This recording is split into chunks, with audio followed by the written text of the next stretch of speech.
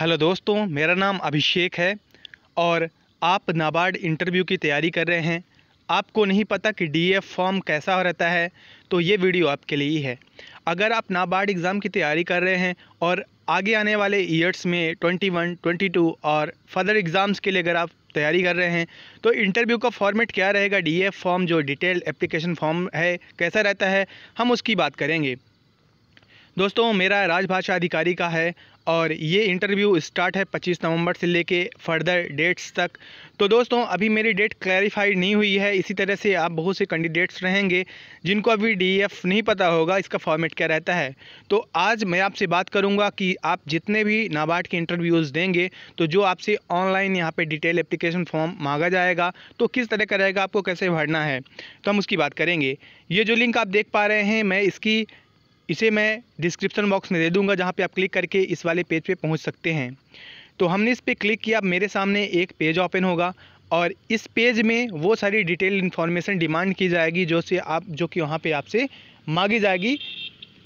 तो दोस्तों, सबसे पहले ये देखिएगा, नाबार्ड का ये एक पेज ओपन हो गया है। आपको यहाँ पे फ़ोटो अपलोड करनी है। आप डेस्कटॉप पे इसे कर सकते हैं, यूज़ कर सकते हैं। मैं तो फ़िलहाल इसे मोबाइल फॉर्मेट पे ही देख रहा हूँ। तो आप इसे अगर चाहें तो डेस्कटॉप पे कैसा दिखेगा, आप यहाँ पे जाके और डेस्कटॉप साइट पे क्लिक करके देख सकते हैं। देखिए, आपको सबसे पहले यहाँ पे अपनी फ़ोटो अपलोड करनी है।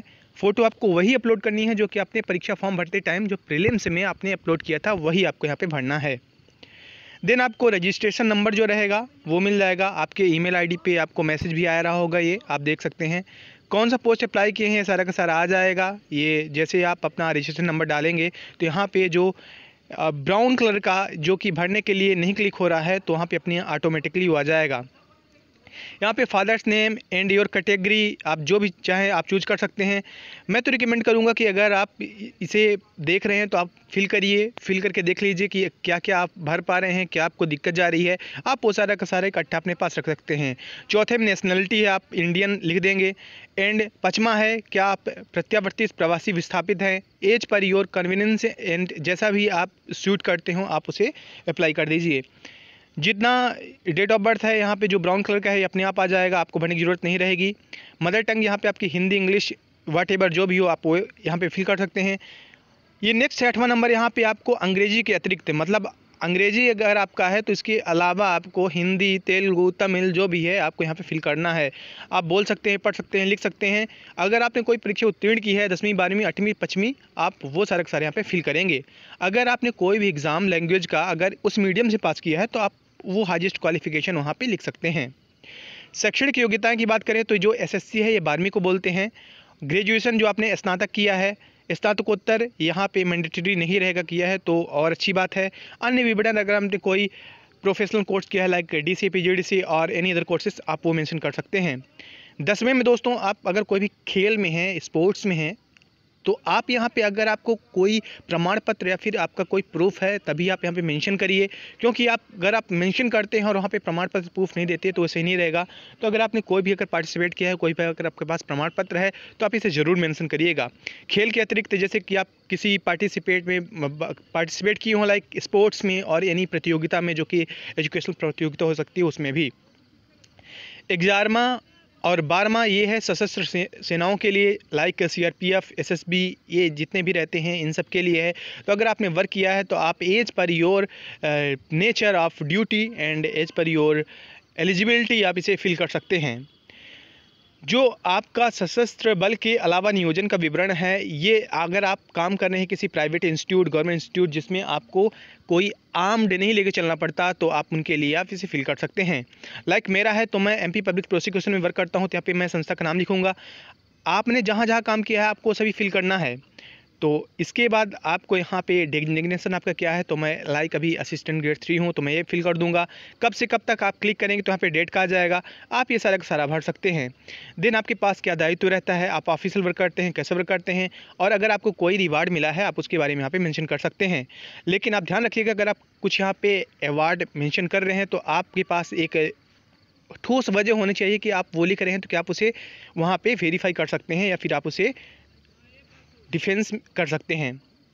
अगला है कि यदि पिछला नियोजन भारत सरकार, राज्य सरकार, कोई अगर गवर्नमेंट और जैसा भी यहाँ पे मेंशन्ड है ऑटोनोमस बॉडी में कि आपकी जॉब रही है, तो आप कर सकते हैं येस और नो जैसा भी है। अगर आपका येस है तो आप येस कर सकते हैं। देन उसके बाद आ जाएगा एक और बॉक्स, यहाँ पे आपको लाइक मैं एमपी गवर्नमेंट में हूँ, मध्य प्रदेश गवर्नमेंट में हूँ, तो यहाँ पे मैं एमपी गवर्नमेंट लिख दूँगा। देन इसके बाद और जो शर्त है कि क्या आपने नौकरी छोड़ी है तो आपके विरुद्ध कोई कार्रवाई की है, जनरल ये नो ही रहता है। आपको ध्यान रखना है जो 14 नंबर है, क्या आप भारत में कहीं भी वर्क करना की आप सहमति देते हैं, तो आपको यहाँ पे हमेशा यस कर देना है, क्योंकि आप नाबार्ड में जॉब कर रहे हैं तो नाबार्ड इंडिया में कहीं भी पोस्टिंग आपको दे सकता है। आपका जन्म स्थान, डिस्ट्रिक्ट, राज्य 15 नंबर पे है। 16 नंबर पे राज्य जिला जहाँ के आप निवासी हैं। देन 17 में मैरिटल स्टेटस, 18 में योर रिलीजन आपका धर्म, 19 में जहाँ आप रह रहे हैं उसका पूरा एड्रेस, और 20 में जो परमानेंट एड्रेस है आपको देना है, और जो 20 में है इसका आपका एड्रेस आधार से या फिर कोई भी डॉक्यूमेंट प्रूफ रहे, वोटर आईडी उससे मैच होना चाहिए। 21वां नंबर, अगर आप पाकिस्तान से आए हैं, लेकिन ये जनरली सभी के लिए शायद नो ही रहे, उन स्थानों का विवरण जहाँ आप 1 वर्ष से अधिक रह चुके हैं। दोस्तों ये जो 22वां नंबर है, तो यहाँ पे जितने भी ऑप्शंस हैं आपको वो सारा का सारा पर्टिकुलर देना है जहाँ पे आप रह चुके हैं, और इसका यूज क्या होता है मैं आपको बता सकता हूँ, क्योंकि मैं पब्लिक प्रोसिक्यूशन जो कि पुलिस डिपार्टमेंट में आता है उसी का हूँ, और मेरा अनुप्रमाणन था, मतलब यही वेरिफिकेशन का था अभी 6 नवंबर को, तो मेरा भोपाल में था, मैं गया था। तो इसमें क्या रहता है कि जो भी आप एड्रेस देंगे वो आप विद प्रूफ देंगे, मतलब अगर कोई पुलिस वहाँ पर जाती है या फिर जो भी वहाँ पे मेंशन्ड हो तो पुलिस को वहाँ तक रीच करने में कोई भी दिक्कत ना जाए, ये जनरली रहता है पुलिस वेरिफिकेशन के लिए। इसके अलावा आपको यहाँ पे ये सारा का सारा फिल कर देना है कि जहाँ आप रहे हैं और उसका जिला मुख्यालय क्या है वो, और अच्छा रहेगा कि अगर आप थाना भी मेंशन कर दें कौन सा थाना लगता है। पिता की राष्ट्रीयता, यहाँ पे माता की राष्ट्रीयता, पत्नी जो भी है यहाँ पे आपको फिल कर देना है सारा का सारा। 25वां नंबर है कि आपका जो आपके फादर हैं उनका स्थायी परमानेंट एड्रेस देना है। 26वां नंबर, अगर वो किसी जॉब में है आपके फादर तो आपको यहाँ पे उनका डेजिग्नेशन एंड देना है, उनकी ऑफिस का पता। 27 नंबर है कि आपके खिलाफ़ कोई प्रोसिक्यूशन चल रहा है या कोई अपराध या फिर कोई मामला पुलिस थाने में नियोजित है जहां पे आपको न्यायालय के विरुद्ध किसी अपराध के लिए दंड दिया गया है, दोष सिद्धि दिया गया है। दोस्तों 27वां नंबर, क्योंकि मैं यही काम करता हूं अभियोजन में ही, प्रोसिक्यूशन में ही, तो इसीलिए अगर आपके खिलाफ़ कोई FIR हो जाती है, कोई अगर मान लीजिए आपके खिलाफ़ कोई मामला कोर्ट में जाता है, तो इसका मतलब ये नहीं रहता कि आप इस जॉब के लिए एलिजिबल नहीं हैं, बल्कि ऐसा कई बार होता है ना कि आपका अगर सिलेक्शन हुआ तो कोई जाके आपके खिलाफ़ रिपोर्ट कर देगा, तो आप घबराइएगा नहीं, जब तक आपके पर दोष सिद्ध नहीं होगा तब तक आपको कोई दिक्कत नहीं होगी। इसके अतिरिक्त है कि इस फॉर्म में कोई अगर मामला न्यायालय में विचाराधीन चल रहा हो, तो अगर आपके खिलाफ़ चल रहा है न्यायालय में विचाराधीन मामला, अगर आप प्रोसिक्यूटर नहीं किए गए हैं फिर भी आप यहाँ पे मेंशन कर दीजिए। और अगर कभी SSC, PSC, PCS कोई ने अगर आपको रोका है कि आप एग्ज़ाम ना दीजिए तो आप उसके बारे में मेंशन करिए जैसा भी है। और तीसरा नंबर यहाँ पे दोस्तों की जो आपके नियोजक हैं जो आपको अभी जॉब पे रखे हैं, तो क्या उन्होंने कभी आप पे रिमार्क लगाया है कि आप आगे नहीं एग्ज़ाम दे मतलब आप पदोन्नति के लिए एलिजिबल नहीं है या फिर आपको कभी दंड दिया गया है, तो आप वो मेंशन करिए। 31 है दोस्तों कि यहाँ पे आपको 2 परिचायकों का नाम देना है, मतलब आप जहाँ भी कहीं रहे हैं ऊपर आपने मेंशन किया है, तो ऐसे 2 लोगों का नाम दीजिए जो आपको अच्छी तरह से जानते हों, वो आपको आपके बारे में बताएंगे। तो यहाँ पे आप उनका पता देने से जो आपका एड्रेस है वो आप नहीं चूकिएगा, आप ये ज़रूर दीजिएगा। इसके अलावा वो डॉक्यूमेंट जो आपको संलग्न करना है आप यहाँ पे यूज कर सकते हैं। दोस्तों जो पहला है हस्ताक्षर युक्त पहचान पत्र, valid photo, ID proof having signature, तो मेरे हिसाब से ये पैन कार्ड सबसे उपयुक्त रहेगा, तो आप इन सबको एक बार देख लीजिए दोस्तों। देन आपको यहाँ पर आपका जो स्कैंड सिग्नेचर है वो आपको यहाँ पे फिल करना है, मतलब अपलोड करना है। यहाँ पे डेट अपने आप आ जाएगा, जिस डेट को आप ये भर रहे हैं, प्लेस जहाँ से आप ये भर रहे हैं आप वहाँ पे फिल कर दीजिए। और ये सारे के सारे रूल्स हैं, रेगुलेशंस हैं कि आप कोई भी अगर जानकारी छुपाएंगे तो आपको कभी भी निकाला जा सकता है।